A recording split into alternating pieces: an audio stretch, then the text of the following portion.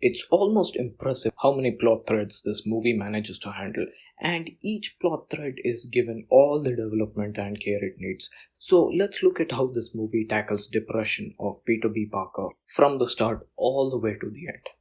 When we first meet Peter B. Parker, we see that his life is in complete shambles. His Aunt May has died, him being Spider-Man is just causing him more harm and pain, and finally him and his wife split up because they are not happy together. And Peter B. Parker blames himself for not being able to balance the life of being Spider-Man and still managing to keep his wife happy, which just starts making him feel like he is no good. And because of the huge amount of pain that he has in his life, both emotionally after losing his Aunt May and physically by being Spider-Man, Peter B. Parker just really starts feeling down, and after him and his wife split up, he is just stuck in a deep state of depression. And these are the major factors that also contribute to someone being depressed in real life. A lot of stress in life, going through an extremely traumatic event like losing a loved one, or it could even be abuse or anything that is so extreme that it just leaves you devastated. Chronic stress because of the life you're living, isolation from everything, which Peter B. Parker goes through because even though he has Mary Jane to keep him company, their strained relationship and the fact that he's Spider-Man wearing a mask, not telling anybody, just makes him feel isolated even though he's around other people because nobody knows what he's going through. And finally, you just have a very low sense of self-worth and just wondering if you are any good at anything. And at this stage, all you can focus on is all the failures in your life and nothing else. And just how much pain and punishment being Spider-Man puts on him, he just becomes a lot more jaded and bitter because of how much life seems to punish him, and that is the biggest reason why he stays in a chronic state of depression. Because even if he actively tries to get out of the state he is in and work towards making things better, life will just end up punishing him. So what's the point? And this motivation just makes him do nothing and stay exactly where he is at.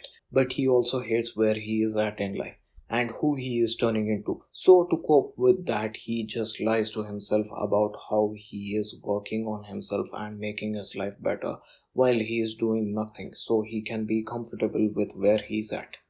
Which is the biggest problem that people who are in a deep state of depression have to face. They are stuck in a constant pattern of only having negative thoughts about themselves and the world they live in, and this can lead to a sense of hopelessness and helplessness, which just contributes to them just not wanting to try. And even if they are focused to try, they just do the bare minimum with the least amount of effort. Which is what Peter B. Parker does when Miles guilt trips him into training him to be Spider-Man. He only gives him some half-hearted advice about using baby powder. He is hoping that Miles just leaves him, and this once again just confirms to him that he is no good at all. But Miles stays persistent and sticks with Peter B. Parker no matter how disappointed he is. This is mostly because of the promise he made to Earth 1610 Peter Parker about how he will be Spider-Man and shut down the Collider.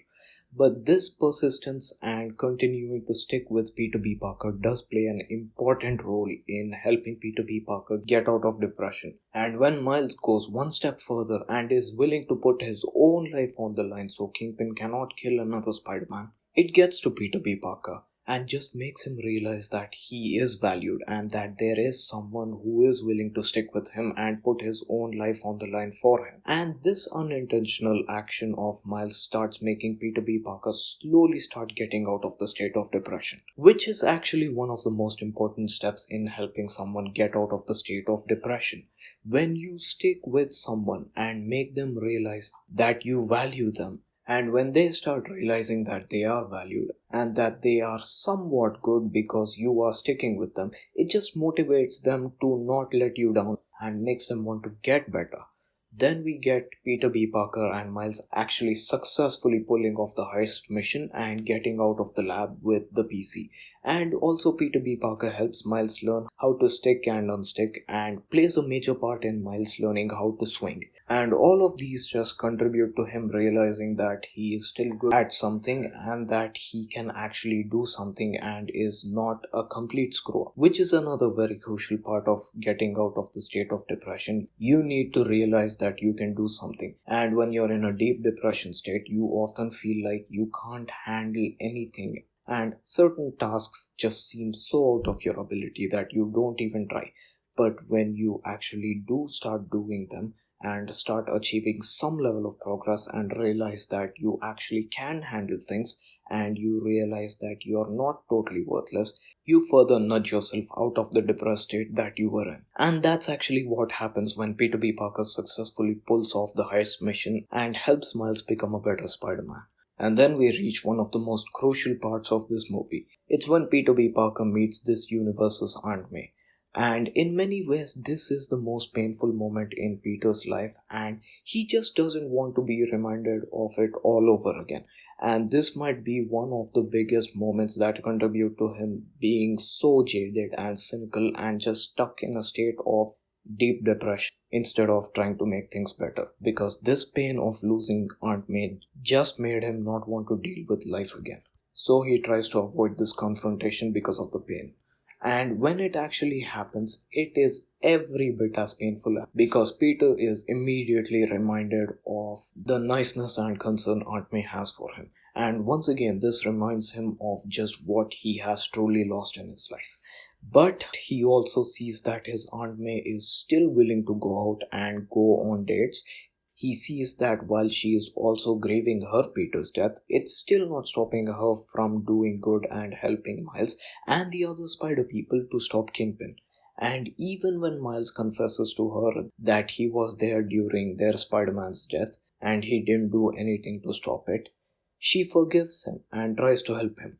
All of this just reminds Peter of why he chooses to be Spider-Man and also just makes him realize that him not being Spider-Man is a disrespect to the legacy of Aunt May and Uncle Ben. And also the fact that he is surrounded by a group of spider people just reminds him of what the life of Spider-Man is all about and what it takes to be Spider-Man and why they do it. It's also why he chooses to sacrifice himself when he realizes that Miles is just not ready for the task of shutting down the Super Collider. He is basically back to being classic Spider-Man at this point. But there is still one more crucial step he needed to go through, which is taking accountability for his own life. Peter B. Parker has taken accountability for being Spider-Man, but he is still avoiding his personal life problems like sorting out his love life and making his own personal life better. Because at this point he hates who he was and absolutely doesn't want to go back to that state again.